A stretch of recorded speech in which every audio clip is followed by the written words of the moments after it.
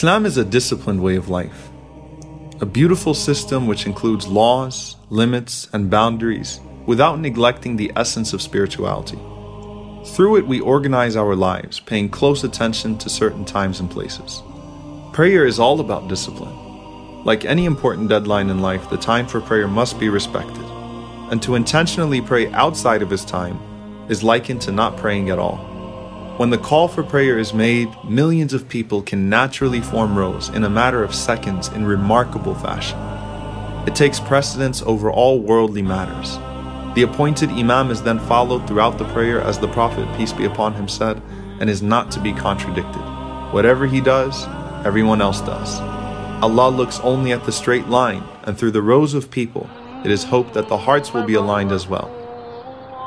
Not to mention Ramadan, which represents the highest level of spiritual, physical, and emotional discipline. No matter how hungry you are, you're forced to learn self-restraint and hold yourself back, and the clock becomes a glaring do not eat sign.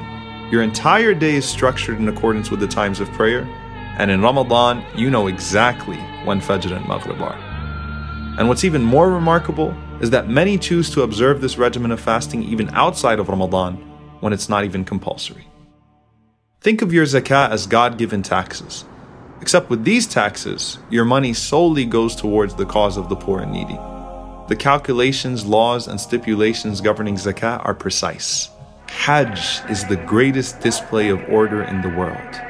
Getting millions of people in such close proximity to dress, move, and worship in such stunning compliance is a testimony to the power of his call. Our Prophet, peace be upon him, was keen on teaching people to be disciplined and respect the law and system in both religious and worldly affairs. He warned that no two people should even travel without one of them being appointed as a leader of the two, and commanded that customs which do not contradict faith should be respected by the believers. Many times we disregard order and discipline thinking that we are the exceptions to the law. And when we do that, so does everyone else. And I mean everyone. Why am I bringing all of this up? Last Ramadan, I was driving my car on a not so busy day. I stopped at every stop sign, even though I sometimes found it pointless to do so. But I'm sick of all of these signs and red lights.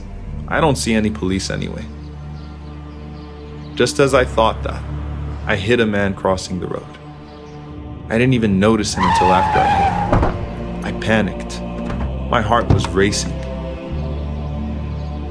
I jumped out of the car to see what happened to him. I immediately apologized to him and told him I'd get help right away.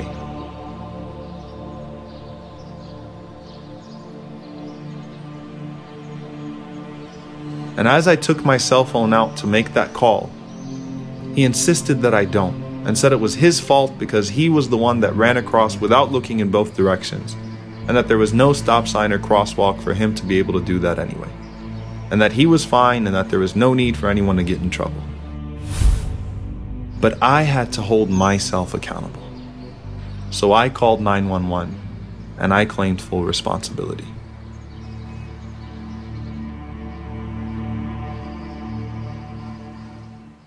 When I think of what happened that day, even though the fine was pretty hefty, I have no regrets for punishing myself. I only regret my recklessness. You know, you might think that that stop sign or red light is pointless, or that you, unlike others, are actually in control when you text and drive. But all of these things are meant to ensure the safety and security of people. And that's part of faith as well.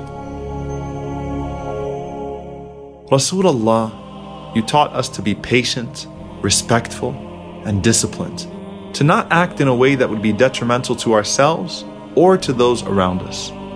No one in your presence felt threatened, and nothing that would be considered good was disregarded by your call.